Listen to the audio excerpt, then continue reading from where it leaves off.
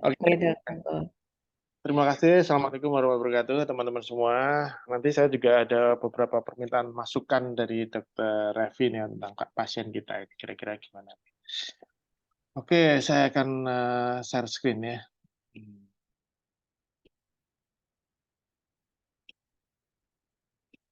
Kalau ada masalah, teman-teman tinggal chat aja ya.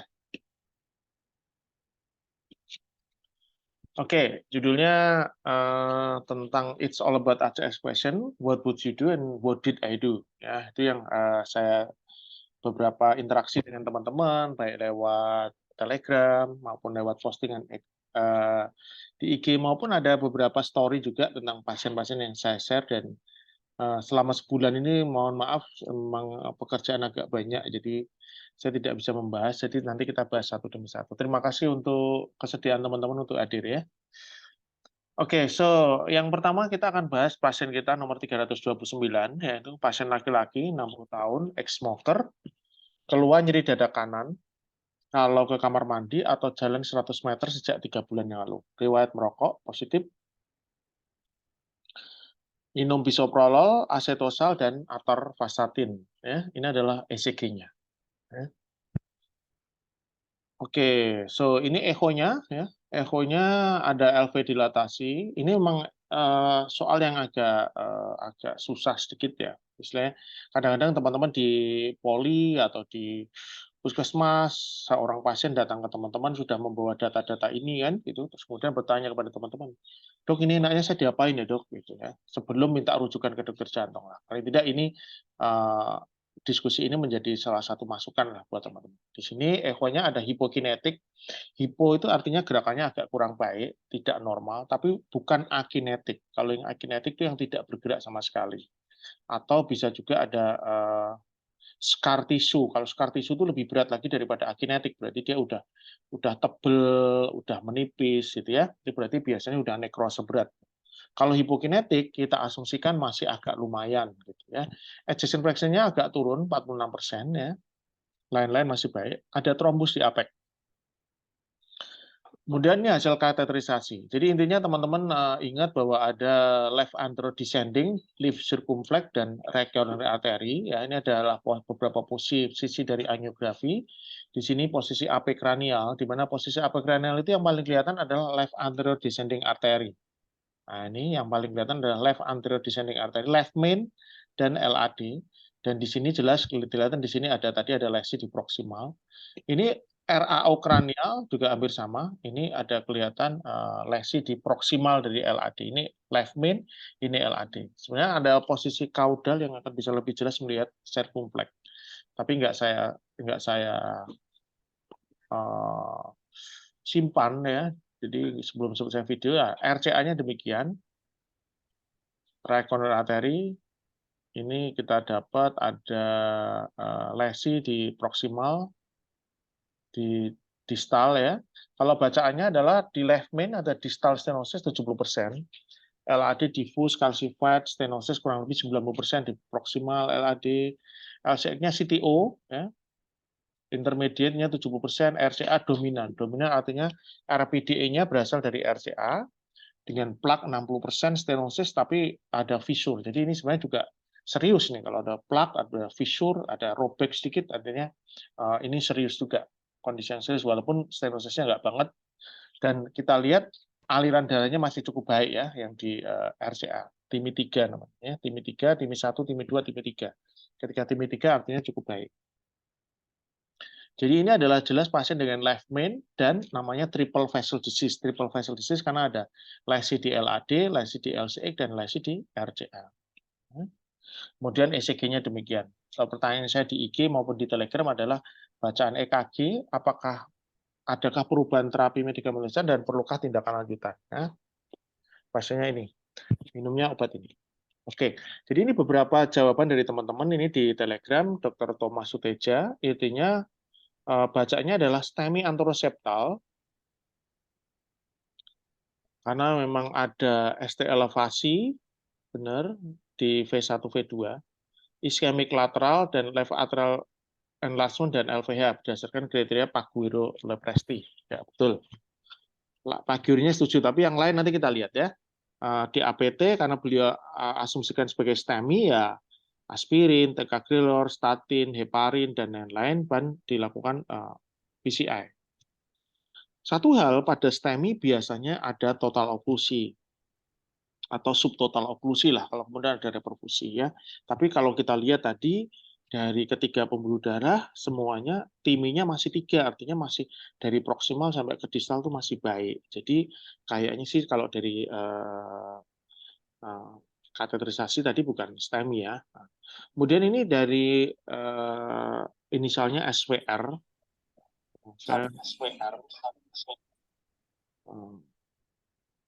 Ini CCS, chronic coronary dengan CAD karena multivalent disease dan NIHA kelas 2 ya menurut SWR ini. Obat-obatnya demikian ditambah ACE inhibitor, beta blocker, MRA, dapagliflozin, diberikan statin high intensity, furosemide dan lain-lain. Hitung syntax score. Nanti saya sampaikan sedikit tentang syntax score dan kemungkinan pro CABG. Kalau teman-teman dari IG, ini Mas Yola, ini CAD hypervalence disease. Ini obat-obatnya tambahannya. Mas Wilson, itu angina pectoris stabil, CAD, suspek 3 trivalence emphysema atau selang. Karena Wellen B, sign B, tapi tidak deep menurut beliau. Kemudian obat-obatnya ada Ramipril, Nitrocaf, atau Arni, Warfarin, Ator, dan lain-lain. Jadi intinya pertama adalah kita baca ECG-nya dulu sesuai dengan langkah-langkah 7 langkah. Iramanya jelas sinus, 75 kali per menit, gelombang pace di depan GRS, aksesnya normal, 1 positif, AVF negatif, tapi di liduannya masih bifasik, jadi ya overall masih kita anggap normal. Kemudian kalau di V1 sampai V4, ini apa kita dapat? Namanya poor airway progression, di mana gelombang airnya itu nggak naik. Ini hampir mirip kayak gelombang Q di sini ya. Tapi kalau kita lihat di sini, oke, ini Q ya, bukan suspek berarti ya, ini Q betul, Q di V1 sampai V2 ya, dengan iskemia anterolateral.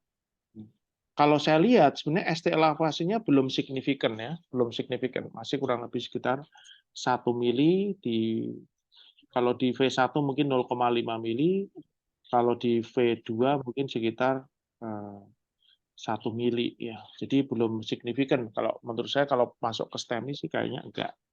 Iskemia anterolateral. Dan ini keluhannya. Keluhan itu sangat penting karena kita mau mendefinisikan pasien ini masuk ke mana gitu. Masuk ke CCS atau heart failure walaupun EF-nya rendah ya. Turun ya, tapi belum tentu beliau ini kan suatu heart failure yang dominannya heart failure kan juga belum tentu. Saya tak mute all dulu ya. Ya. Enggak, mana? Oke. Oke. Ya. Jadi kalau menurut saya, ya ini adalah CAD, ya, chronic coronary syndrome, ya, angina pectoris dengan CCS kelas 3. Ya, CCS ini masih beberapa sudah tidak pakai, tapi masih pakai kelas 3 dengan heart failure, moderate reduced ejection fraction. Ya. Jadi 46% ya agak turun sedikit. Dengan triple vessel disease. Jadi kalau teman-teman ini belum mau dirujuk, apa yang kita lakukan? Ya kita perbaiki dulu obatnya. Dari 2,5 kita masih bisa naikkan menjadi 5 mg. Oke. Kemudian atorvastatinnya kita naikkan jadi 40 mg. Acetosal kita naik tetap lanjut karena ini beliau apa namanya very severe ya, triple vessel-nya very severe. Beberapa kita berikan double antiplatelet sambil menunggu tindakan supaya tidak ada event ACS di antara sambil menunggu tindakan lebih lanjut ya. Clopidogrel 7511, kemudian kita berikan nitrat long acting 2x1. Nah, tadi sudah ada yang hampir benar jawabannya dengan ini. Kemudian untuk heart failure-nya saya cenderung hanya memberikan Ramipril dulu 2,5. Boleh nggak diberikan spironolakton? Boleh nggak diberikan dapagliflozin dan lain-lain? Ya boleh ya. Tapi yang lebih penting karena keluhannya itu keluhan anginanya, maka kita terapi dulu anginanya. Tetap kita berikan ACE inhibitor untuk mencegah mencegah cardiac remodeling, tetapi fokusnya adalah ke terapi anginanya. Itu menurut saya. Kemudian apa langkah selanjutnya? Nah, ini nice to know aja, tapi saya kira teman-teman juga tahu. Tadi ada yang menyebut uh, dengan namanya syntax score. Jadi ada sebuah skor yang bisa menentukan kira-kira sebaiknya pasien ini dilakukan apa, PCI atau CABG. Ya.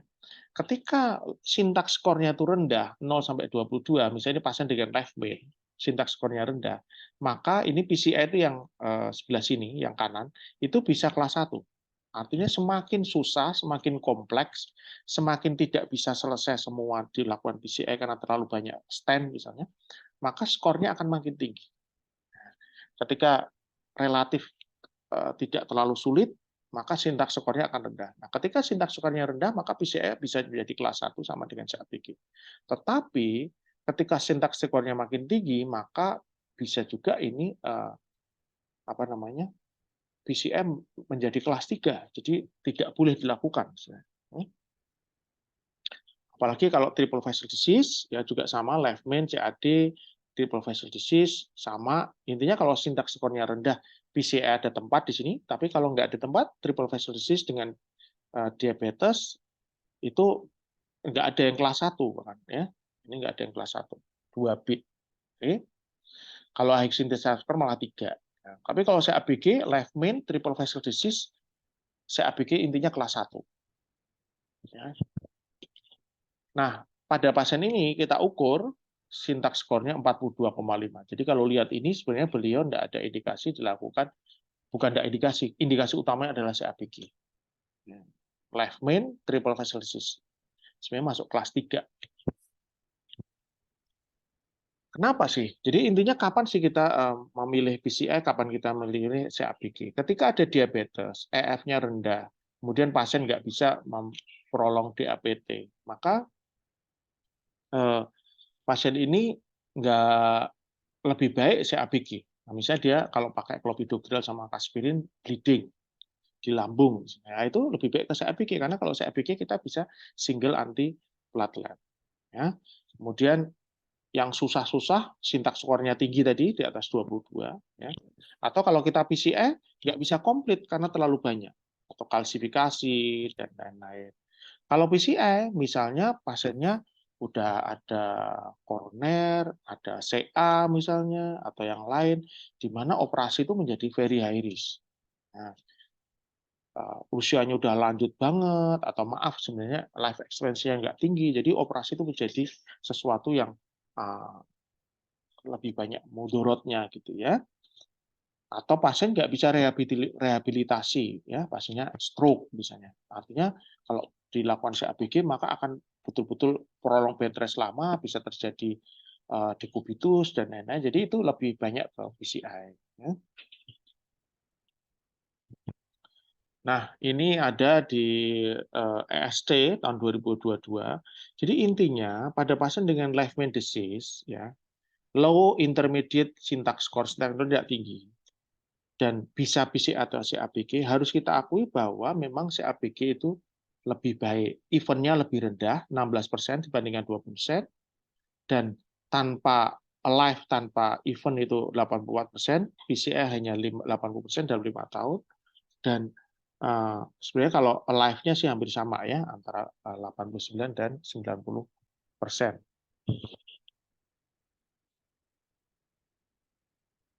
Nah, ini overall CABG masih lebih baik daripada PCI untuk kematian dan lain-lain dalam 5 tahun. Masalahnya tidak banyak pasien yang akhirnya mau CABG. Karena ya kita tahu CABG pasien open heart, termasuk operasi besar, kemudian tidak bisa langsung kembali ke aktivitas dan lain-lain. Ya. Jadi tetap banyak pasien ya walaupun triple visit dan left main memilih untuk dilakukan PCI. Ya, ini hampir sama tadi. Intinya makin diabetes, EF-nya rendah, maka CABG. Ya. Kalau itu usianya udah lanjut, udah morbiditas, ada CA dan lain-lain, ya PCI. Jadi pasien kita tadi dengan sintaks skor yang sangat tinggi, artinya kompleks banget, beliau sebenarnya udah masuk ke untuk dilakukan CABG. Sayangnya pasiennya enggak mau. Kalau enggak mau gimana? Ya terpaksa kita lakukan PCI. Ini sebelumnya. Hanya memang harus kita akui bahwa PCI-nya nggak bisa komplit, karena dia harus bertahap dulu. Ya. Yang kita lakukan adalah yang menurut kita paling perlu. Nah, di sini LAD-nya yang paling perlu, kalsifikasi, ya ini nggak bisa komplit selain juga karena asuransi pemerintah ya, jadi ya harus bertahap ya. Nah, ini dengan hasil yang cukup baik. Tapi ya ini kontrasnya banyak dan apa namanya kontrasnya banyak dan apa prosedurnya lama ya. Kita berikan bisoprolol 5 mg, atorvastatin 40, asetol 100 dan dikagbel 2 kali 90. Ini saya berikan untuk trombusnya pada saat awal post PCI ini belum saya lakukan pemberikan antikoagulan dulu karena pada waktu proses tindakannya itu sangat kompleks sehingga saya lebih mementingkan jangan sampai ada trombus di apa namanya di koronernya dulu. Mungkin nanti kita bisa turunkan dalam beberapa 1-2 minggu kita ubah ke clopidogrel, acetosal dan kita kombinasi dengan warfarin.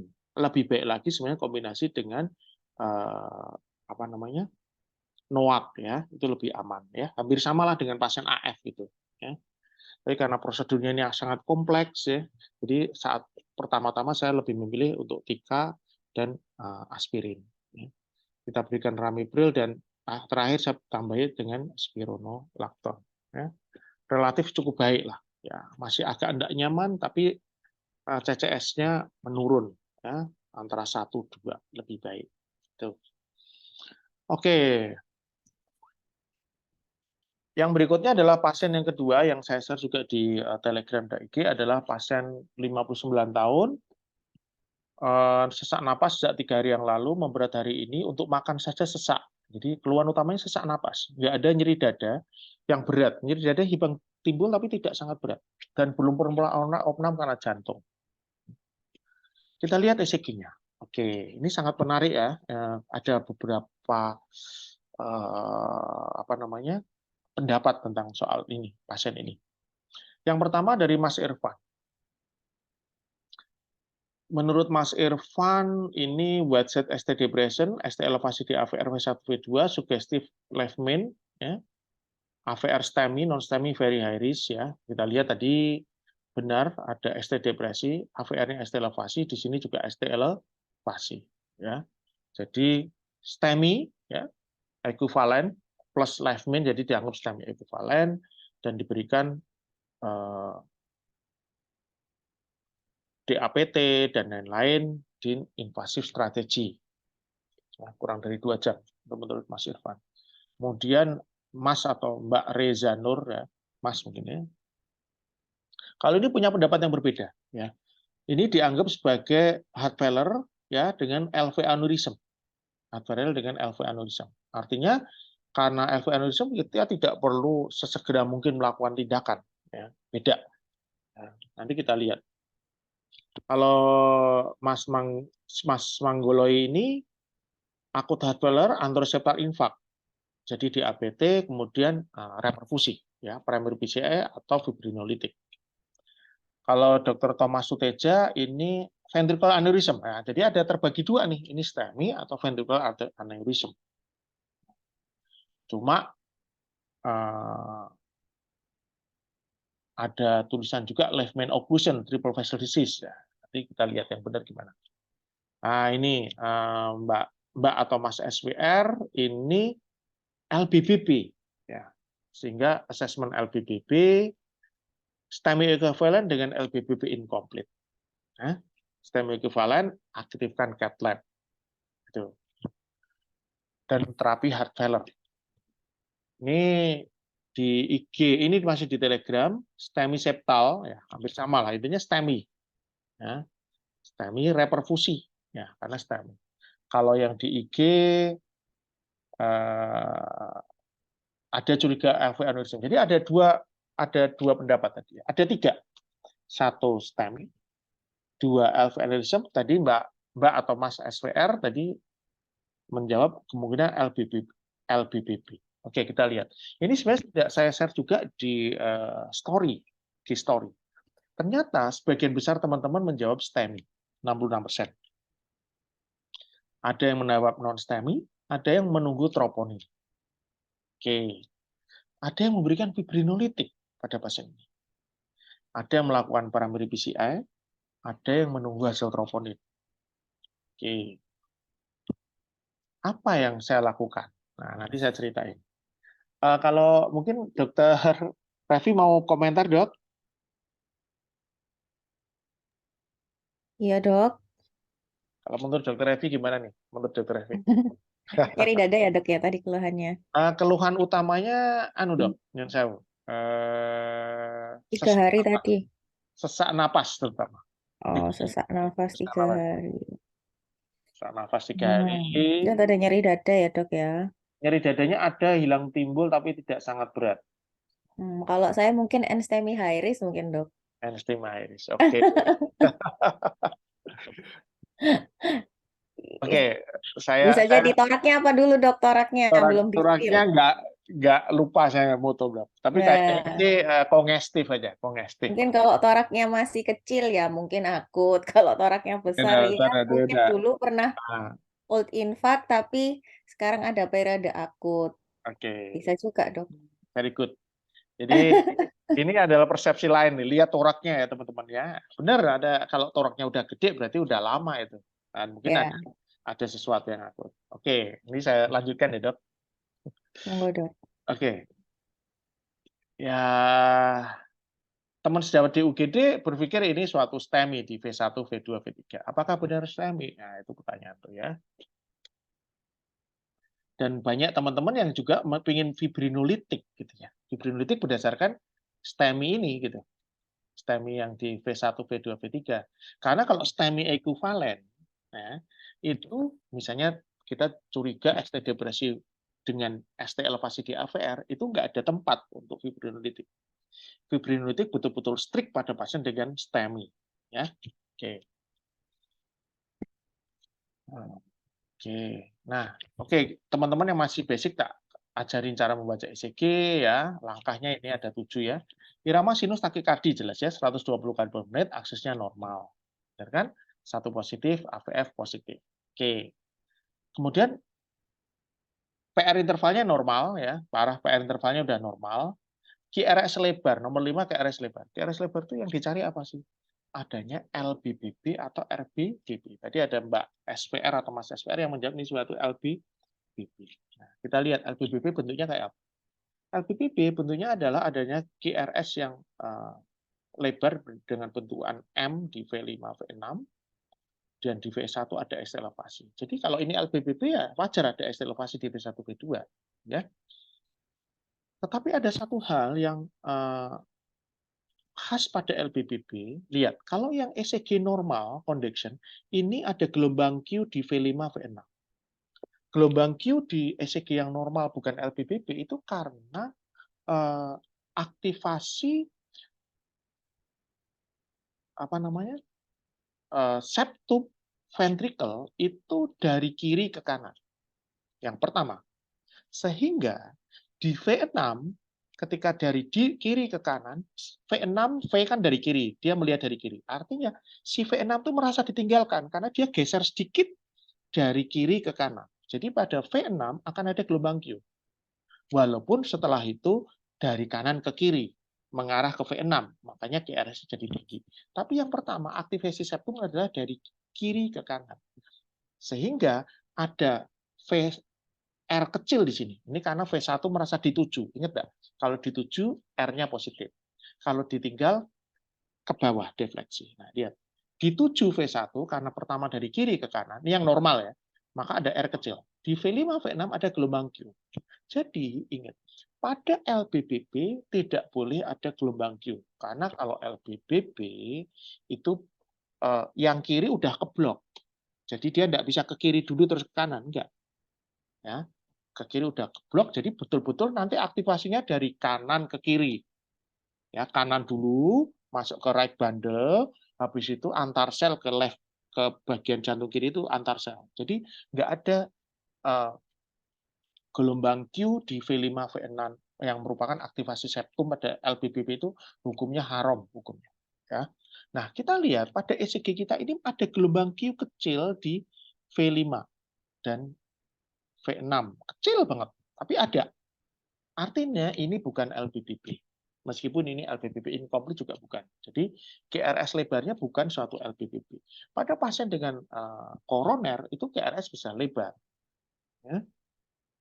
Tetapi bukan karena bundle branch block, karena kelainan ototnya. Kelainan ototnya apa? Nah, ini yang mau kita bahas. Jadi, kita masuk ke hipertrofi. Hipertrofinya masuk enggak? Hipertrofinya kalau kita ngomong di V4 pakai paguerilopresti, ya, pakai paguerilopresti, ini enggak masuk paguerilopresti. Paguerilopresti adalah ini plus ini di atas 28. Ya. Masuk nggak ya? Apa masuk ya? 1, 2, 3, 4, 5. 25, 26, 7, 28. Pas ding ya, tapi masuk ding. Kecil banget ya. Ya mungkin bisa. LV-nya juga bisa sih. Tapi belum tak hitung tenanan. Jadi S ke bawah dari V4, ini kan V1, V2, V3, V4, plus S dari manapun. Itu kalau di atas 28 pada pria, itu berarti LV ya, paguerilopresti. Ternyata ini masuk ya. Ini ada 1, 2, 3, 4, 5. Ini aja 227 ya. Ya ini tambah 2, oke 29. Jadi masuk LV ya. Nah, kemudian kita lihat ada koroner apa enggak nomor 7. Nomor 7 ya ini. Ada poor airway progression, jelas nih. Nah, ini enggak ada R-nya. Ini ada R-nya V2. V3 enggak kelihatan, tapi mungkin kayaknya ada R-nya. V4 kayak Q lagi. Ya, jadi Q-nya antara ya V1 dan V4 dan jelas aneh karena ini enggak naik, R-nya enggak naik, di V4 makin enggak naik. Kemungkinan ini R-nya ini adalah adanya reperfusi sedikit-sedikit. Jadi aslinya ini adalah gelombang Q sebenarnya ya. Kemudian ada ST elevasi di V1 sampai V3. Nah, tadi ada beberapa teman yang menjawab dengan kriteria Dr. Smith ya untuk LV aneurysm. Di mana menurut Dr. Smith kriteria dari Dr. Smith ini kriterianya masih 0,36. Mungkin ada teman-teman yang apa sih kriteria Dr. Smith untuk LV aneurysm itu? Jadi ini ada penelitiannya di sini ya tahun 2015 ya. Dr. Smith adalah seorang emergency physician yang cukup terkenal. Intinya ini ada di LITFL ya, teman-teman bisa browsing di sini. Bentukannya mirip kayak gini. Agak berbeda sedikit dengan akut STEMI. Nanti tak tunjukkan yang akut STEMI ya. Nah, intinya kita kriteria Dr. Smith itu mengukur gelombang T ke atas dibandingkan gelombang QRS yang ke bawah. Kita hitung rasionya. T per QRS rasio. Makin tinggi gelombang T dan QRS-nya nggak terlalu dalam, maka mengarah ke STEMI. Jadi kalau T per QRS pada pasien ini 0,33, kalau 0,33 bukan STEMI, karena disebut STEMI kalau ini 0,36. Ini nih, 0,36. Lebih dari 0,36 akut ST elevation predicted. Nah, jadi kalau kayak gini, ini kan ST elevasi. Tapi ketika kita ukur gelombang T dibandingkan dalamnya gelombang QRS di sini hanya 0,33, maka ini dicurigai adalah LV aneurysm. Nah, contoh kita lihat pasien ini, ada cara lain yaitu rata-rata, tapi kan angel ya, apa jenenge nggak telaten gitu ya. Udah, yang paling dalam aja. Kita lihat paling tinggi di V2. V2 T-nya ini 7 mili dari sini sampai atas, 7 mili. QRS-nya kita hitung sampai bawah sini 28. Jadi T per QRS hanya 0,25. Kalau kurang dari 0,36 itu bukan STEMI. Jadi yang disebut STEMI adalah di atas 0,36. Ya. Sebenarnya ada di YouTube saya udah pernah tak bahas. Nanti buat teman-teman boleh lihat lagi. Jadi kriteria Smith-nya kurang dari 0,36 suspek LV aneurysm at anterior. Di anterior ini ada LV aneurysm. Dan tapi yang menariknya ada ST depresi di inferior dan lateral lid. Lihat, gini, ST depresi di V5 sama V6 ini adalah resiprokal dari ST elevasi di V1, V2.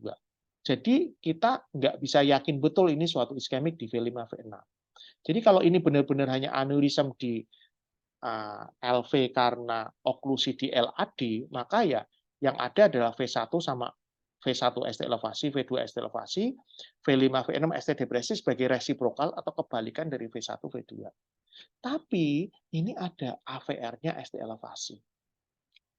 Inferiornya 3 sama AVF ST depresi. Jadi tetap ada kemungkinan left main atau triple facial disease. Gitu. Nah, kita echo itu ini ada gambaran aneurism di apek. Anteriornya udah akinetik. Ya. EF-nya kurang lebih sekitar 20-an%. Troponinya ternyata borderline. Ya, borderline itu ya naik tapi tidak tinggi banget gitu. Diagnosanya apa? Nah, kita lihat kalau diagnosa kita harus lihat keluhan ya. Keluhannya kan sesak nafas. Tidak sangat berat ya, untuk makan saja sesak dan lain-lain. Oke, sesak nafas. Tetapi apa namanya? Bronki minimal di basal. Jadi mungkin ada heart failure. Tapi bisa juga ingat dyspnea itu pada beberapa pasien gejala angina itu bisa dyspnea itu menjadi gejala suatu sebenarnya angina gitu. Ya, koroner yang kadang-kadang bermanifestasi menjadi rasa sesak gitu. Ya. Apalagi beliau dengan riwayat diabetes gitu. Jadi kalau saya asumsikan sesaknya ini unstable angina, akut decompensated heart failure jelas mungkin dengan EF sekian, ada LV aneurysm dan suspek left main atau triple vessel disease. Dan kita lakukan pemberian obat ini, furosemide, spironolactone, ARNI, dapat waktu awal saya berikan semua. Saya berikan digoxin low dose pas awal dengan beta blocker juga. Ya.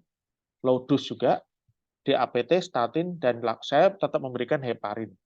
Dan saya rencanakan angiografi. Kenapa saya berikan digoxin low dose? Karena EF-nya sangat rendah, pasiennya sesak, ya. Ini walaupun ini di luar guideline ya, jangan tirulah teman-teman ya. Tapi 1-2 hari setelah itu pasien langsung membaik.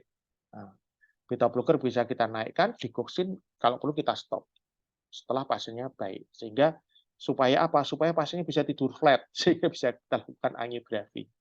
Karena kalau tidak bisa tidur flat, angiografi jadi agak sulit ya. Sementara pasien dengan ya kita tahu lah asuransi pemerintah itu kan nggak boleh lama-lama banget gitu ya. Jadi kita harus gimana cepat pasiennya bisa kita lakukan tindakan dan segera pulang. Kita lakukan angiografi.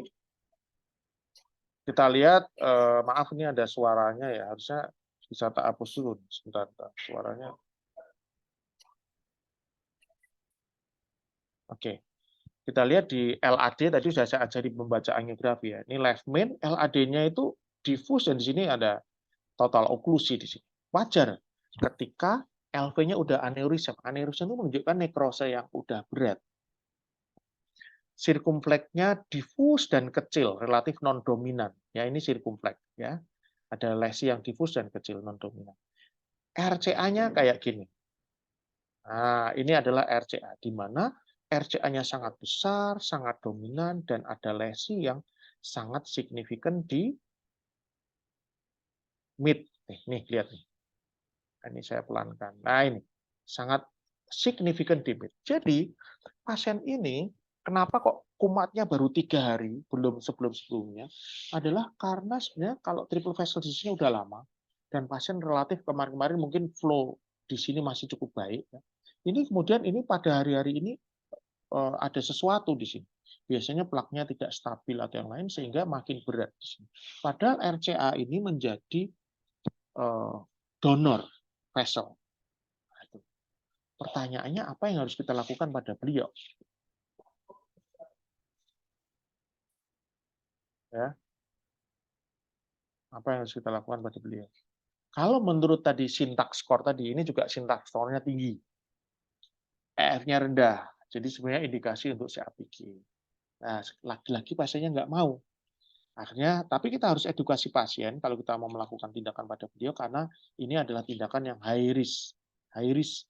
Kenapa high risk? Karena yang akan kita lakukan, kita nggak bisa melakukan apa namanya PCI pada LAD yang total oklusi, bisa nggak bisa. Tapi manfaatnya mungkin bisa dipertanyakan. Kenapa? Karena dinding anteriornya tadi udah aneurism, udah akinetik, kemungkinan sudah tidak viable lagi. Jadi satu-satunya option adalah melakukan tindakan pada RCA, di mana kita harus melakukannya dengan cepat, quick in, quick out. Dan alhamdulillah sih saya lakukan dengan hasil yang cukup baik. Dan kita lihat, oh begitu RCA-nya ini kita buka, maka dia memberikan kolateral ke left anterior descending artery di sini. Jadi RCA-nya ini sangat-sangat penting. Nah, sangat-sangat penting. Jadi setelah 1 bulan, kondisinya udah jauh lebih baik, tidak ada angunnya, dan tidak ada sesak pada saat aktivitas sehari-hari. Furosemide-nya udah kita stop, kita hanya memberikan spironolakton, ya ini yang masuk asuransi pemerintah ya. Pas awal tadi dapat glifosine bonus dari rumah sakit, kalau karena kondisinya waktu itu berat ya. Tapi ini sesuai asuransi pemerintah, furosemide, spironolakton, ARNI, beta blocker, DAPT, dan statin. Saya berikan ticagrelor karena kita harus memastikan betul-betul tidak ada trombus di RCA ini sebagai satu-satunya vessel yang dominan. Ya. Oke, semoga teman-teman belum capek. Kalau capek ya boleh leave dulu, nggak apa-apa. Nah, ini IG story yang pertama kita, yang kemarin saya ada IG story yang saya sampaikan juga, wanita 65 tahun, nyeri dada seperti ditekan setelah maghrib 3 jam, riwayat hipertensi, dan klinisnya stabil. ECG-nya demikian, ekstremitas, dan ini lead precordia. Nah, teman-teman akan saya ajari membedakan dengan LV aneurysm tadi. Nah, ini jelas ada ST elevasi, ini ada sudah gelombang Q di V1, ya. Ini V2-nya masih ada R, masih ada R, masih ada R. Di V5, V6 ada slightly ST depresi di sini, di V6. Ya. 1 ada ST depresi, AVL ada ST depresi, bisa merupakan resiprokal. Ya. Tapi yang jelas V1, V2, V3, V4 ada ST elevasi. Nah, kita bedakan dengan yang tadi yang LV aneurysm. Kalau LV aneurysm, maka yang ke bawah, gelombang QRS ke bawah itu sudah dalam banget. Kalau dibandingkan ST sequence-nya lebih banyak ke bawahnya. Tapi dibandingkan dengan ini ke atas, ST elevasi, gelombang T sampai di sini sampai ke atas, sampai di sini sama. Jadi ini kalau dihitung kriteria dari Dr. Smith, ini 0,5, artinya di atas 0,36. Jadi ini STEMI, bukan LV aneurysm. Sementara kalau yang ini tadi LV aneurysm, karena dia QRS-nya ke bawah ini panjang banget. Ininya nggak terlalu. Yang ini ke atas sama ke bawah sama. Jadi kalau ini 0,5, di atas 0,36. Artinya ini lebih condong ke STEMI. Apalagi kalau kita dilihat di V4. ST segmen ke bawahnya cuma sedikit, ininya tinggi banget. Ya, jadi ini betul-betul STEMI. Jadi harus bisa membedakan tuh antara LV aneurysm dengan STEMI yang asli. Teman-teman banyak menjawab STEMI, alhamdulillah benar. Loading tika sama klopi, teman-teman lebih familiar dengan clopidogrel, oke. Tapi pasien ini saya loading ticagrelor ya. Kemudian statin dan rosu, saya masih bagus rosu sebenarnya daripada ator, tapi yang masuk asuransi pemerintah kan ator, ya udah kita pakai. Kemudian heparin diberikan tidak di UGD. Nah, karena saya ini agak agresif, karena pasien ini mau saya lakukan primary PCS, saya sudah berikan heparin di UGD. Kalau mau trombolitik gimana? Sebenarnya menurut guideline boleh tuh di UGD diberikan, tetapi kalau mau mengurangi resiko bleeding ya habis streptase baru berikan heparin. Tapi kalau saya sih tetap saya berikan di UGD. Karena ternyata dari pengalaman, dengan kombinasi tika, aspirin, dan heparin, itu ternyata kadang-kadang udah ada reperfusi. Pasien ini ketika masuk di cath lab itu nggak ada keluhan sama sekali. Apa yang kita dapat? Oke, belum dapat ya. Sebagian besar pasien, teman-teman menganjurkan primary BCI, ya. Fibrinolitik sebenarnya boleh juga pada pasien ini. Dan sebagian besar menjawab adalah lesinya di LAD. Dan ini yang benar, yaitu LAD 70%. Tapi misalnya ini pasien ini masuk ICU. Ketika di ICU udah nggak ada nyeri, apakah akan dilakukan fibrinolitik? Itu pertanyaan. Pasien ini juga sama. Ketika masuk cath lab, pasien udah nggak nyeri sama sekali. Nggak ada keluhan, Bu. Nggak ada. Apa yang kita dapat dari angiografi? Lihat. Ternyata dia udah reperfusi. Spontan. Memang masih ada hezi. Hezi itu biasanya di situ ada trombus ya, di situ ya, kecil gitu ya. Sebentar. Ini dulu. Nah, ini saya cari. Ada lesi signifikan di sini, ya. Nah, lesi signifikan di sini.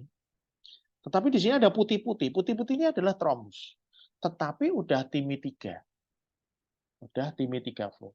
Artinya kalau pasien ini dilakukan fibrinolitik tidak akan banyak manfaat. Ya, tidak akan banyak manfaat. Jadi akhirnya ya kita lakukan PCI 1 sen dengan hasil yang baik. Jadi pertanyaan tuh gimana kalau pasiennya masuk ICU udah nggak nyeri sama sekali gitu. Nah, apakah tetap kita lakukan fibrinolitik? Nggak ada keluhan. Itu pertanyaan. Karena biasanya kalau udah nggak nyeri, itu sudah ada reperfusi. Oke, ini story yang kedua yang juga mau saya sampaikan ke teman-teman. Pasien 51 tahun, nyeri dada 5 jam sebelum masuk rumah sakit. Ini ECG-nya. Yang jelas ada ST elevasi. Ya, di V1, enggak, V2, V3, V4. Apakah ini STEMI? Tapi nyeri dadanya baru 5 jam. Tapi tadi yang aneurism juga baru 3 hari ya. Kalau tadi ya 3 hari ya. Beratnya 3 hari. Kalau ini hitungannya jam. Sebelum itu nggak ada keluhan sama sekali. Sebagian besar menjawab ACS. Dan menurut saya pasien ini harus kita asumsikan ACS dulu. Dan curiga ke STEMI, iya. Curiga ke STEMI. ST elevasi di V2, V4 plus gelombang Q. Mungkin ST elevasi tidak khas, tapi jelas ST elevasi. Ya. Jadi curiganya ke STEMI. Tetapi kita harus tetap ingat ada DD dari STEMI, yaitu LV aneurysm. Betul.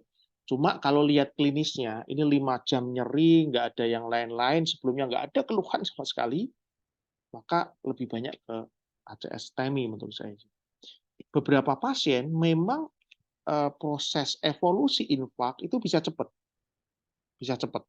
Sehingga ST elevasi hitungannya bisa dalam jam, itu sudah gelombang Q ke bawah. ST elevasinya turun. Nah, mungkin pasien ini kita udah masuk sini. Nah, kita harus bedakan dengan yang LV aneurysm. Satu, pada LV aneurysm biasanya di sini tinggi sekali dan di sini resiprokalnya tuh jelas banget di sini.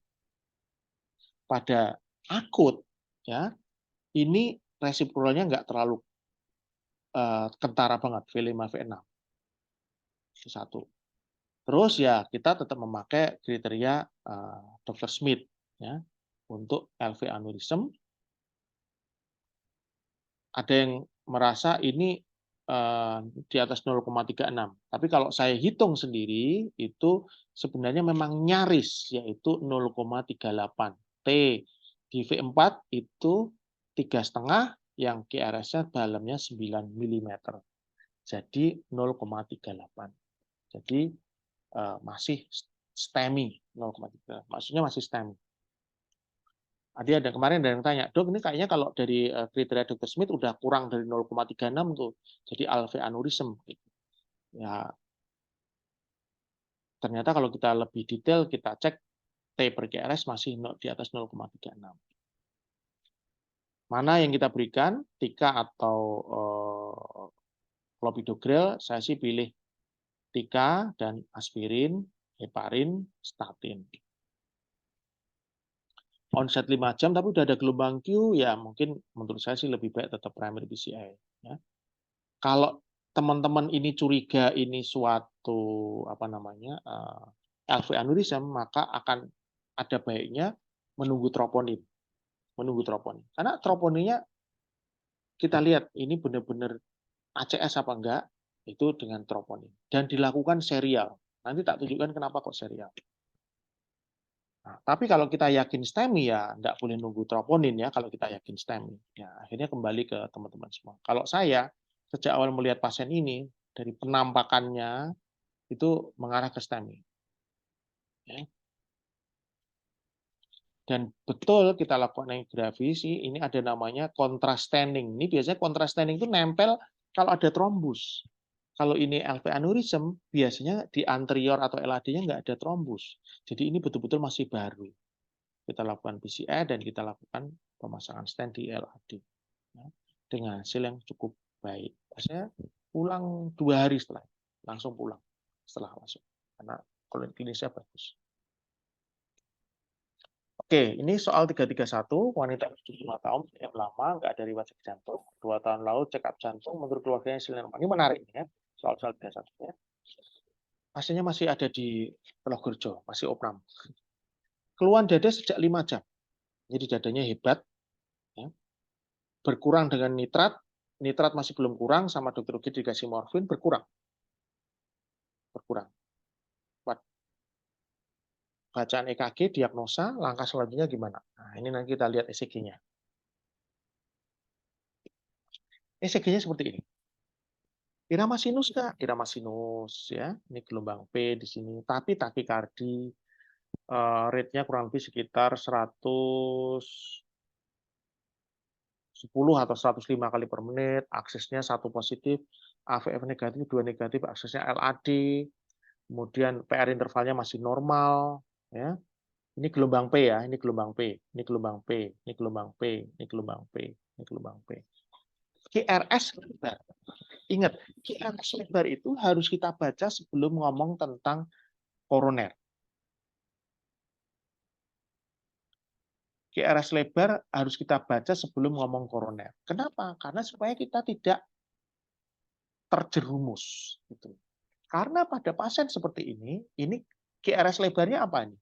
Ini adalah LBBB. Lihat ini ada. Nah, QRS lebar di film ada takek kayak gelombang M, ya, di V1 sama AVL, ya. Kalau V6-nya nggak terlalu jelas ya.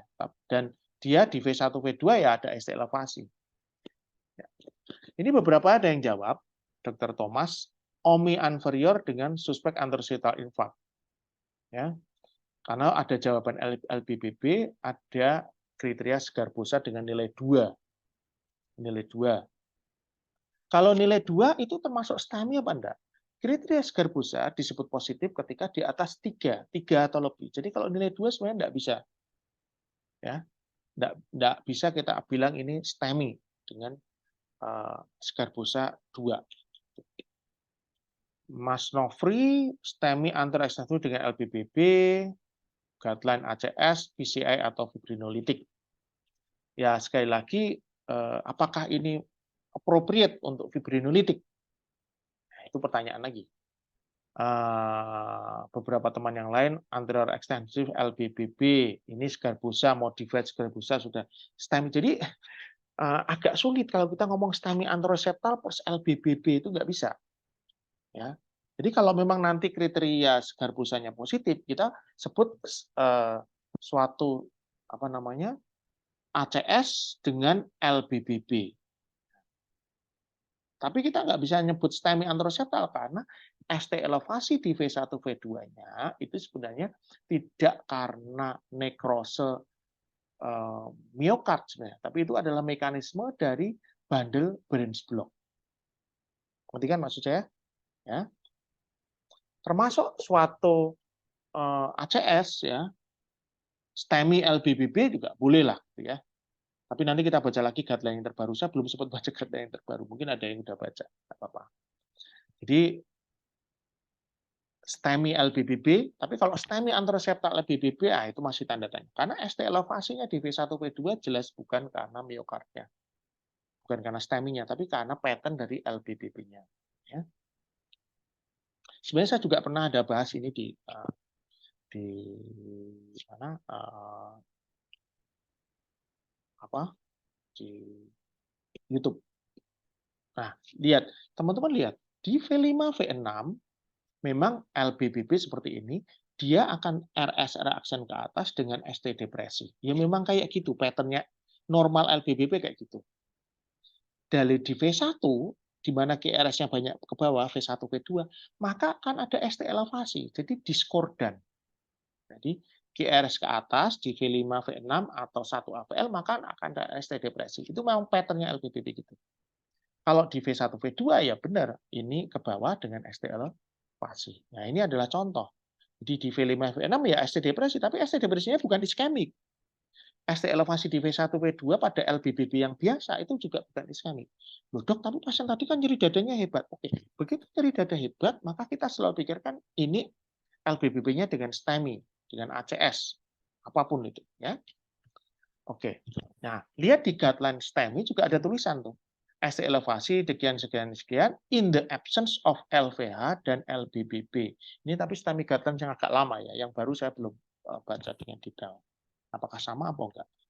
Yang guideline ACS miliknya ESC yang terbaru ya, yang STEMI dan non STEMI itu jadiin satu itu, mungkin nanti teman-teman ada yang mau jurnal reading atau artikel boleh nanti boleh. Jadi kalau di guideline sendiri bilang, ini ST elevasi sekian-sekian, kalau nggak ada LPH atau LBBB. Jadi kalau pada LBBB kita nggak ngomong, ini ST elevasinya 2 mili atau 2,5 mili, nggak bisa kita bilang. Dan ingat, dari beberapa penelitian, ini 2007 sampai 2011. Nah, pasien new atau dianggap baru LBBB. Jadi kemarinnya nggak ada LBBB, kemudian sekarang LBBB. Ketika kita angiografi, itu ternyata yang ada kulpritnya arteri, yang betul-betul bermasalah itu hanya 56%.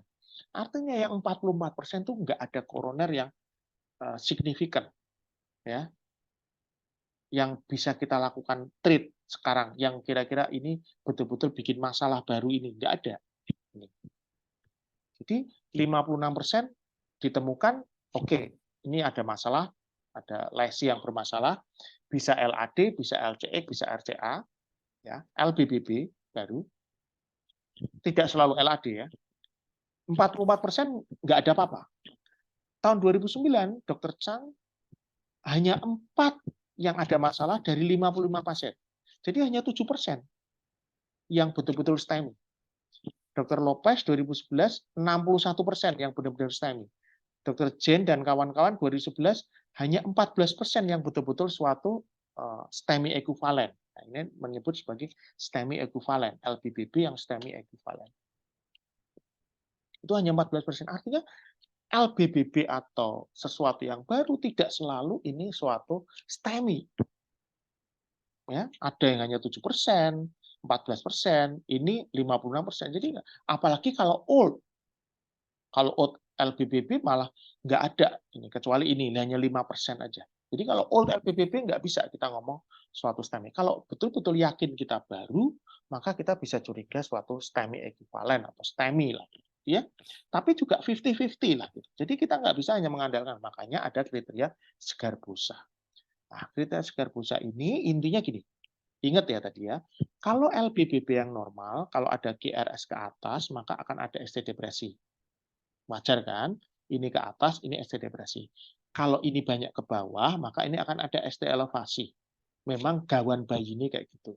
Ini LBBB. Nah, skarbosa kriteria ini kalau ini ke atas, ST QRS-nya banyak ke atas, lah kok ada ST elevasi? Oh, berarti tidak sesuai kayak biasanya LBBB.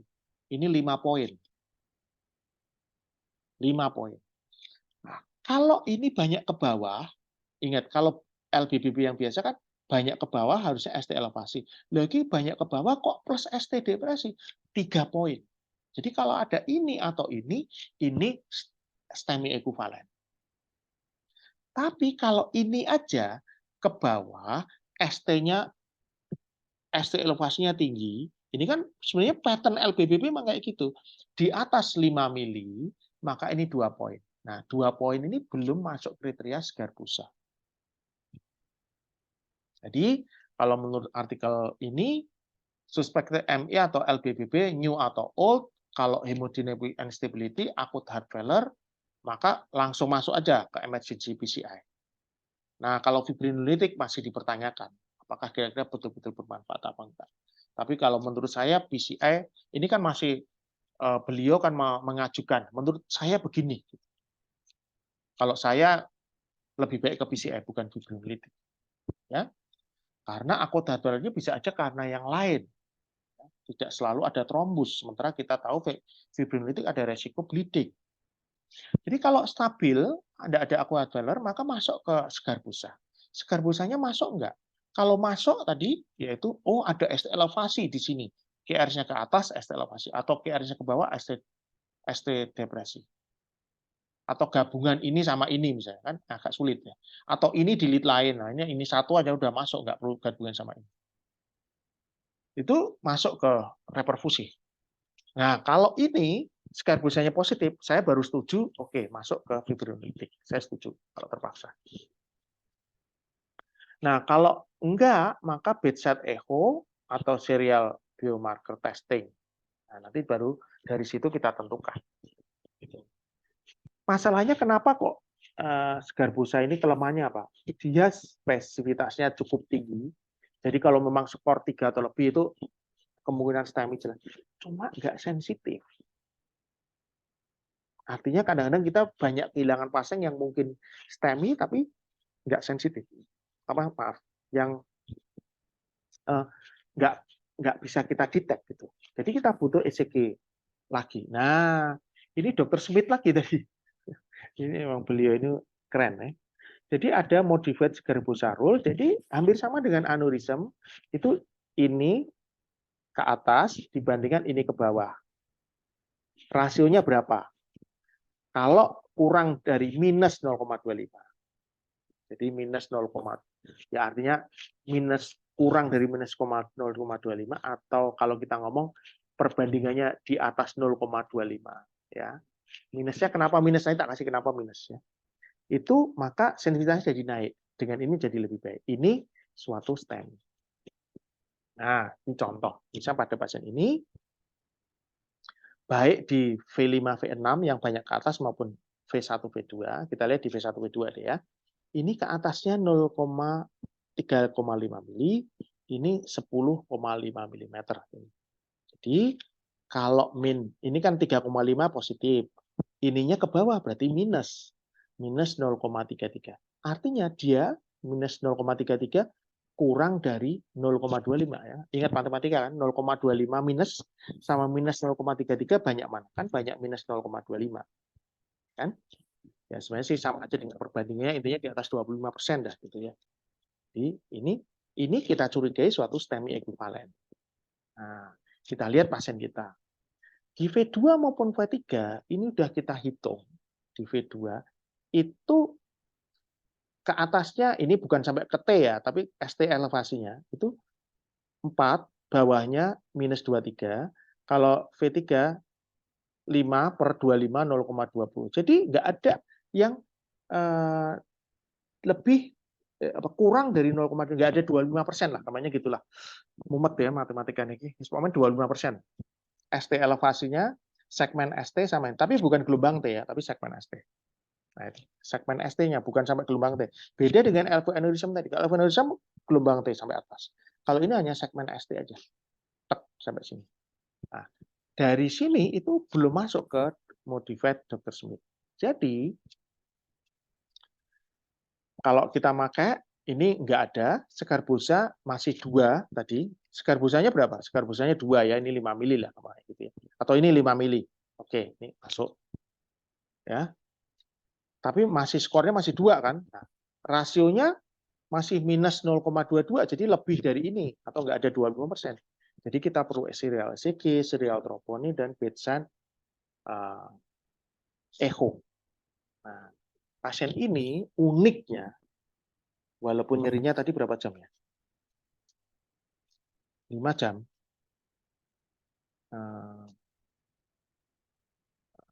5 jam, itu troponin awal, nyerinya hebat ya. Troponin awalnya itu normal. Absolutely normal. absolutely normal. Jadi akhirnya pasien tidak langsung masuk ke cath lab, tapi ke ICU dulu. Begitu masuk ICU, kita echo. Oh, oke. Echonya ada hipokinetik di anterior. Oke, kita berpikir ini suatu STEMI equivalent. Sekaligus 3 jam setelah dari UGD kita cek ulang troponin. Apa yang kita dapat? Troponinnya naik tinggi sampai ribuan. Nah, tapi step-step kita ya udah memang kayak gitu. Kita nggak boleh sejak awal langsung kita lakukan trombolitik gitu. Atau langsung ke angiografi, ya itu kembali ke masing-masing sih ya. Tapi karena setelah nitrat dan morfin itu baik betul, maka kita berusaha pakai troponin dan bedside echo. Tapi ternyata abnormal, akhirnya tetap kita lakukan angiografi pada ini masuk malam, nah ini paginya kita kerjakan angiografi. Nah, kita dapat ternyata memang betul ada severe lesion di ostial LAD. Tapi ada flow, ya, ada flow, walaupun flow-nya tidak sangat baik. Tapi sangat keras sehingga harus memakai rotablator. Coba bayangin kalau kita malam-malam tadi kita kerjain kayak gini pakai rota, waduh repot banget. Jadi ini dikerjakan pada kondisi yang operatornya lebih baik lah gitu ya, dengan hasil yang cukup bagus. Ada flow di sini. Tapi harus memakai rotablator. Oke, ini soal yang terakhir. Pasien 57 tahun, riwayat DM, rujukan dari rumah sakit dengan riwayat nyeri dada sejak 24 jam yang lalu. DAPT dan LMBH saat UGD keluar nyeri dada berkurang, skala 3/10. Tapi pasiennya hemiparesis dekstra dan bicara agak pelo. Ini ECG-nya. Dokter Refri masih di situ, Dok? Masih, Dok. Alhamdulillah. Oke, ini pasiennya nyeri dada, Dok, dan ada ST elevasi, Dok. Tapi pelo, Dok, sama hemiparesis. Kira-kira diapain ya, Dok?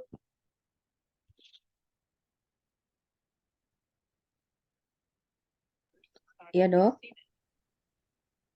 Enaknya Gimana, kita Dok? ini pasiennya akut stroke plus sekaligus juga ada ST elevasi di LI2 3 AVF, Dok. Hemiparesis dan pelo. Ini stroke-nya dalam waktu kurang dari 3 jam atau sudah akut Tidak, ya, Dok? Ini tidak kan begitu. gitu pertanyaan dokter jaga trombolitik atau enggak. Yang jelas kalau udah lewat dari masanya itu, kalau ada bleeding dulu previous stroke-nya perdarahan kan kontraindikasi. Terus kalau misalkan stroke-nya trombotik pun kalau dia sudah lewat dari 3 jam ya, Dok, kalau nggak salah. Itu juga nggak boleh. Jadi pilihannya ya rujuk aja PCI gitu kan. Ya, ya, ya. Memang terus terang pasien kita ini onsetnya nggak jelas, Dok. Jadi masuk ke UGD kita itu udah hemiparesis dan pelo. Tapi apakah di rumah sakit yang lama ini, kan ini rujukan dari rumah sakit tipe C, Dok. Nah, ini udah stroke, itu belum jelas. Ya, iya. Akhirnya kita nggak melakukan litik untuk stroke-nya ya. Karena sekali lagi seperti Dr. Evi bilang, onsetnya jelas, jadi nggak bisa kita lakukan itu. Jadi ini beberapa jawaban, suspek RV infark stem inferior, ada infark cerebri, usulnya Dr. Thomas ini ya loading ke antikoagulan, DAPT, dan lain-lain. Mas Matthew, ini stem inferior, CT scan dulu. Nah, ini satu hal yang sangat penting. Ya, sebelum, karena kalau itu ternyata hemoragik, nah itu yang jadi repot. Udah stroke hemoragik, kita mau melakukan PCI, waduh repot banget. Ya. Kita akan melakukan anti platelet yang tinggi kan. Nah, Mas Utilabu, terima kasih sudah komen. Ini stem inferior, akut lung udem, infark cerebri, suspek RV infark. Jadi sebenarnya sudah pernah saya bahas juga, ya, teman-teman nanti boleh cari lagi di YouTube. Ada ini artikelnya, nanti bisa searching, ini free, bisa di-download, cukup baik. Ini menurut saya dari saya punya banyak artikel tentang cardiocerebral infarction syndrome, tapi yang paling bagus ini menurut saya. Jadi menurut kebetulan beliau dari Palestina ya, dokter di Gaza ini Muhammad Habib ya. Jadi ya semoga sehat ya dok. Semoga sehat. Bismillah. Oke, jadi kenapa kok ada akut infak plus apa namanya infak koroner plus infak brain juga? Kemungkinan ada episode atrial fibrillation itu. Kemudian karena LV systolic dysfunction yang berat, kemudian terbentuk LV thrombus di sini lepas ke sana. Itu juga bisa. Sebaliknya, ternyata juga di artikel tadi nanti bisa dibaca lebih detail, ternyata ada brain heart axis sehingga terjadi inflamasi yang berlebihan sehingga ada nekrosis dan fibrosis di otot juga. Jadi duanya ini saling berhubungan. Nah, di sini ada beberapa tipe 1, tipe 2, tipe 3. Tipe 1 adalah kalau kejadian bersamaan. Nanti yang tipe kedua beda ya. Pada pasien kita ini bersamaan. Iskemik sama infak miokard. Nah, ini left ventricle thrombus formation, koagulasi, dan lain-lainnya nanti dibaca sendiri. Tapi memang nggak ada tuh specific recommendation-nya, nggak ada. Jadi menurut dokter Habib tadi ya, dokter Habib ya, Habib ya dari Gaza. Oke. Jadi pertama yang harus dilakukan adalah kontras CT non kontras untuk memastikan ada bleeding apa enggak. Kalau ada bleeding berarti tidak bisa kontraindikasi. Kalau kontraindikasi yes ya berarti kita nggak usah ngurusin apa namanya nggak boleh diberikan TPA kan, berarti nggak boleh diberikan TPA. Jadi kalau ada kontraindikasi ke TPA atau non STEMI atau yang paling pas adalah kalau STEMI apa namanya plus stroke akut, nah aku bisa berbaringan tuh, TPA-nya bisa buat dua-duanya. Ya. Tapi intinya harus di CT scan dulu, baru kemudian dilakukan tindakan. Ya. Nah, pasien ini CT scan-nya infak, CT scan-nya infak, nggak ada bleeding. Sebenarnya ada skor-skor tertentu yang kira-kira menentukan apakah ini resiko transformasi bleedingnya tinggi apa enggak. Itu ada. Mungkin dokter dulu pernah tak bahas, ada di YouTube saya juga. Pasien ACS dengan akut stroke kita. Intinya pada pasien ini kita lakukan angiografi, ternyata triple vessel disease. Ini LAD, LCE, ada lesi, tapi yang jadi culprit adalah RCA. Ini culpritnya di RCA, kita lihat ya. Sebentar ya. Ini. Ya, ada lesi di sini. Tapi TIMI 3 artinya flow-nya bagus dan putih-putih di atas ini adalah trombus. Putih-putih di atas ini trombus. Nah ini trombus, tapi TIMI 3. Jadi karena ini burden trombusnya tinggi, TIMI 3, pasien relatif stabil, udah tidak nyeri, jadi tidak saya lakukan PCI. Saya melakukan antikoagulasi dulu. Kenapa? Karena ketika kita lakukan PCI pada pasien kondisi seperti ini, maka resiko slow flow atau no flow itu tinggi. Jadi DAPT, 3 aspirin, LMBH, statin, ARNI, karena dia EF-nya rendah, 30%, dapagliflozin, spironolactone, dan carvedilol. Ya. Sekarang ini pasien masih di ruang semi intensif. Ya. Kelemahannya DAPT, 3 aspirin sama LMBH apa? Bleeding. 3 hari pertama nggak bleeding, tadi pagi sempat agak kecoklatan, kan pakai NGT ya. Kita stop dulu. Nah, mungkin besok LMBH-nya udah kita stop aja deh. Masih on 3 dan aspirin, moga-moga bisa masuk lagi. Ya. Oke, jadi itu yang bisa saya sampaikan kepada teman-teman semua. Semoga bermanfaat ya. Ada beberapa pertanyaan ya, Dokter Revi ya. Ini pesertanya tadi bertahan 70 ke atas, terakhir 69, Dok. Alhamdulillah. Ya, dok. Alhamdulillah lumayan dok. Lumayan. Masih bertahan meski sambil ngantuk-ngantuk, sambil jaga IGD mungkin ya. Ya. Jadi kalau dari kasus si dokter Yusuf tadi sih sebenarnya itu keseharian banget ya dok, kesehariannya dokter IGD banget, dilemanya ini tuh sering dapat konsulan, ini tuh LBPP apa ini STEMI ya, ini NSTEMI atau ini heart failure ya, sebenarnya semuanya itu numpang tindih ya dok ya. Ya, Nah tapi betul. seperti tadi ada tips-tipsnya dokter Yusuf itu Kalau misalkan STEMI tadi ya perbandingan gelombang T dan QRS-nya itu tadi ya dok perbandingannya. Atau mungkin sebenarnya kalau tolong saya di koreksi ya dok kalau salah. Jadi dilihat aja kalau misalkan antara perbandingan rasio antara gelombang T dan QRS-nya itu kira-kira panjang banget. Yang S ke bawahnya ya mungkin itu aneurysmatic LV Iya, bisa. bisa. Nah, tapi kalau misalkan ya kira-kira itu sama atau lebih tinggi sedikit T-nya ya mungkin itu sesuatu yang baru. Atau bisa juga itu mungkin dia dulu pernah old infarct, kemudian dia multivessel, dulu masih ada kolateralnya bagus, tapi ada episode baru. Jadi bisa old infarct dengan end STEMI. Jadi dia disertai dengan heart failure. Gitu nggak dok? Bisa, Bener ya bisa. dok ya? Semua kemungkinan Bener bisa. lah dok. Ya, dok, siap. Nah, tapi kalau kita intip pakai angio itu memang lebih satisfying. Jadi kita langsung lihat wujudnya, nggak menebak-nebak, nggak menduga-duga. Betul, Gitu ya dok ya? betul, betul, betul. Nah, ini sih tadi ada beberapa pertanyaan dari teman-teman. Kita mulai dari sesi tanya jawabnya ya dok ya. Siap, siap. Nah, ini dari dokter Ando. Wah, ini pertanyaan sudah ranulazin. Untuk kasus nomor 329, apakah ada indikasi pemberian ranulazin atau Terus, trimetazidin sebagai anti-angiina? coba saya lihat ya, dok. Oh, Kayaknya tadi 329 yang lihat ya. belum Oh, iya, ada iya, iya. bahasan itu. Ya, ya. Belum saya berikan, dok. Ya, karena asuransinya asuransi pemerintah, jadi nggak bisa pakai trimetazidin maupun ranolazin. Tapi kalau kita sambil menunggu beliau ada tindakan, pasien ini jelas ada indikasi. Boleh diberikan ranolazin maupun trimetazidin, boleh, boleh. Jadi guideline CCS, kalau saya sih langsung aplikatif. Kita nggak harus menunggu ini kan kasihan pasiennya ya dok ya. Kita kasih besok kloro dulu. Oh masih nyeri, besoknya dikasih nitrat, besoknya lagi dikasih trimetazidin. Ya, itu menurut saya sih kurang kurang manusiawi. Kalau memang pasiennya bisa beli ya langsung diberikan sejak awal bisoprolol, nitrat, dan langsung biasanya saya kombinasi dengan trimetazidin. Itu sih dok. Hmm.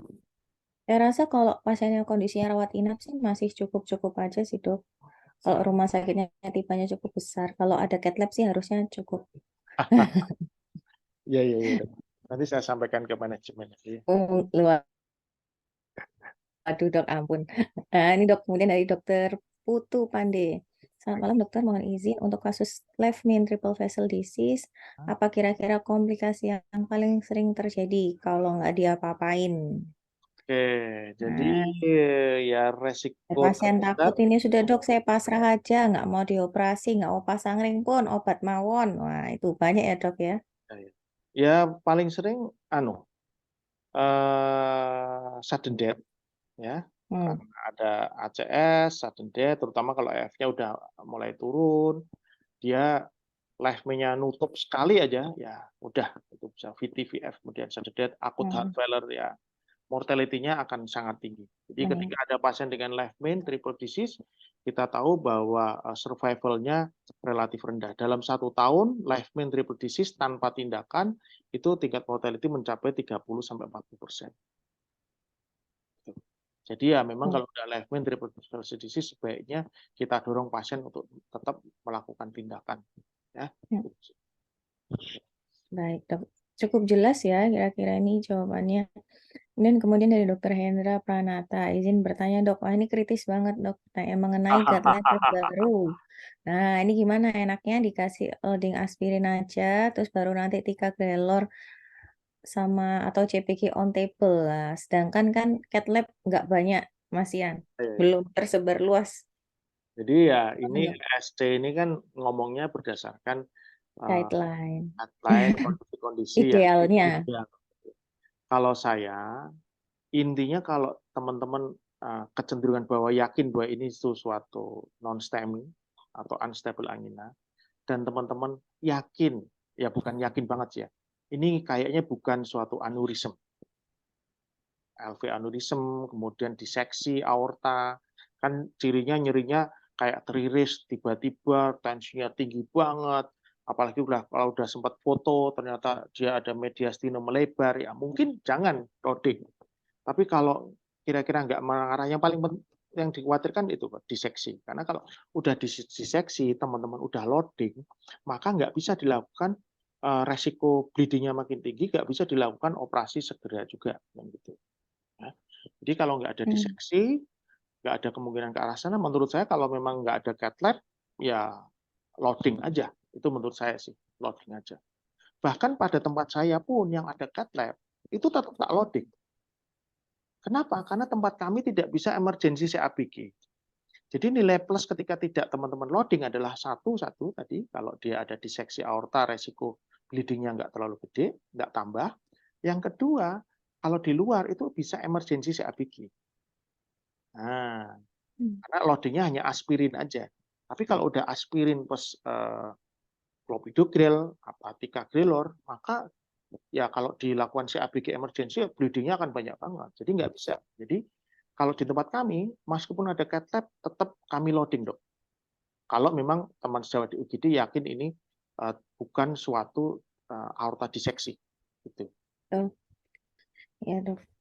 Sama ya dok, karena nggak mungkin misalkan ada cath lab pun nggak mungkin 24 jam ada di situ untuk saat ini ya. Nah, kita saat ini Tenaganya, bisa. Di perawatnya. Semarang kalau bisa, ya mungkin kalau di Jakarta udah bisa, ya itu bisa dipikirkan. Kalau dokter bedah toraksnya berani melakukan emergency CABG. Saya kira demikian. Ya, dok. Oke, jelas sekali. Terus, nah ini kriteria kita hitung pakai lead apa ya kalau pakai Smith kriteria? Jadi Hitung yang paling panjang ya dok ya? iya betul. Jadi kalau yang rata-rata itu 0,22 ya. Di atas 0,22 itu V1, V2, V3, V4. Ya, betul. Kalau yang paling tinggi itu bukan 0,22 tapi 0,36, dok. Itu manapun boleh, dimanapun boleh. Yang penting yang paling dalam, yang ST elevasinya paling tinggi, yang kira-kira mengarah ke stem. Oke. Oke, jelas banget. Kemudian ini untuk dokter Ikhwan. Izin bertanya dok, untuk V2 dan V3 itu kan ada gelombang air kecil. Bukankah di LBBP tidak ada gelombang R di V1 atau V2? Lah ini soal nomor berapa nih tadi ya? Mungkin yang Ada terakhir, LBBP tadi nih. mungkin yang terakhir kali ya. Terakhir, coba tak lihat.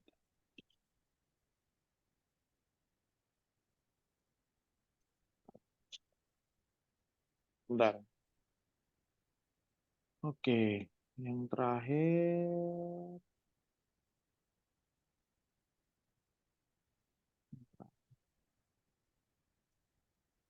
Bukan, yang kedua terakhir ya. Ya Ini itu. ya, kedua yang terakhir. Di V1-nya nggak ada R. V2-nya ada R, tapi di V1-nya nggak ada R. Ya. Terus gelombang Q di lead 3 ya nih. Ini. Di lead V6 ini nggak jelas. Ini kayak RSR aksen di sini. Tapi yang di 1 dan AVL nggak ada gelombang Q ya, sesuai pattern untuk LBBB yang memang seharusnya di lead 1 sama AVL nggak ada gelombang Q. Sementara kalau bukan LBBB, misalnya contohnya, sebentar kita lihat ini tadi.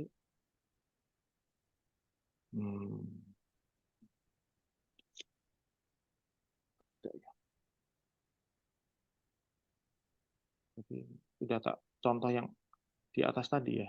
Nah ini, ya, ini yang contoh di atas ini.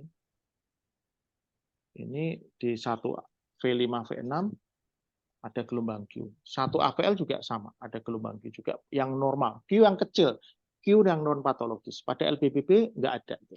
Ya. Karena dia aktivasi septumnya udah berbeda dari yang seharusnya. Gitu sih, Dok.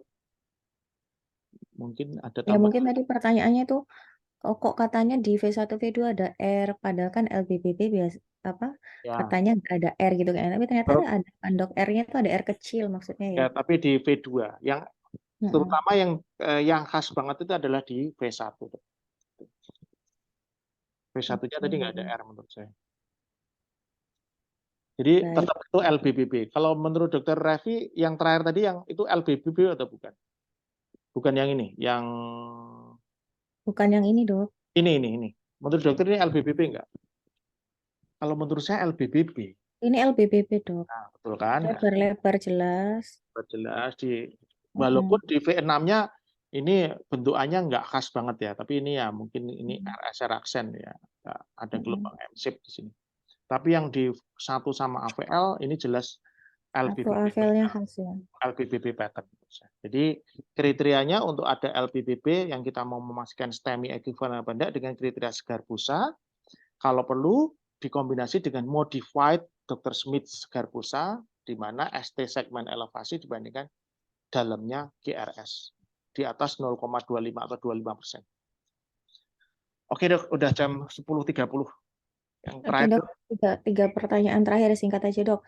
Kalau seandainya nih rumah sakitnya BPJS-nya terbatas, nggak bisa cek troponin evaluasi, bedside echo juga kan nggak bisa ya, Dok, di IGD lah. Kira-kira gimana nih untuk menentukan ini diagnosanya ini untuk mempertajam ya, diagnosa gimana? mungkin Berarti kan tadi harus memperkuat ilmu ECG-nya ya, Dok. ya betul harus memperoleh ilmu ECG-nya. Kemudian tadi ada sudah sampaikan pertama ada segar busa, kemudian modified segar busa itu penting supaya kita nggak mengandalkan dari troponin maupun dari echo ya dok. Ya, betul. Harus mempertajam ECG. Ini pertanyaan berikutnya sebenarnya mirip juga lah. Kalau misalkan ada CVE, terus ada STEMI juga, nggak ada CT scan lah.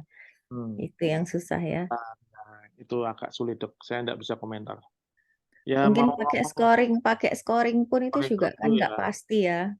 ya sih. Jadi ya udahlah. Ya didoakan segera beli alat CT Nah, scan. betul. Emang harusnya ini ada ya. Oh ya, ini ada yang ini ada yang tanya tentang Mas Ivan ya, story IG AVR ini. Hmm, Nanti pertemuan berikutnya saya nggak sempat bikin PowerPoint-nya. Nanti saya bikin, Insya Allah. luar biasa ya Mungkin ini. mungkin mungkin mungkin besok malam ya. Semangat sekali nih dok, fans-fansnya Dokter Yusuf ini. Menyimak pembahasan. Ah, Oke dok, kalau gitu ini Oke. sudah terjawab semuanya.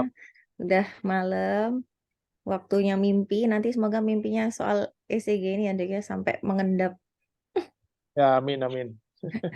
Semoga bermanfaat. Terima kasih ilmunya dok. Saya juga diingatkan lagi tadi banyak hal, banyak kriteria-kriteria yang harus diancepin lagi gitu. Semoga bermanfaat dok. Terima kasih yang sudah hadir. Ini ada di YouTube ya dok nanti ya. Insya Allah ada di Insya Allah ya dok. Selamat istirahat semuanya. Terima kasih dokter Yusuf waktunya. Semoga bermanfaat. Wassalamualaikum warahmatullahi wabarakatuh. Waalaikumsalam warahmatullahi wabarakatuh. Matur nuwun dok. Matur nuwun, Dokter Evi.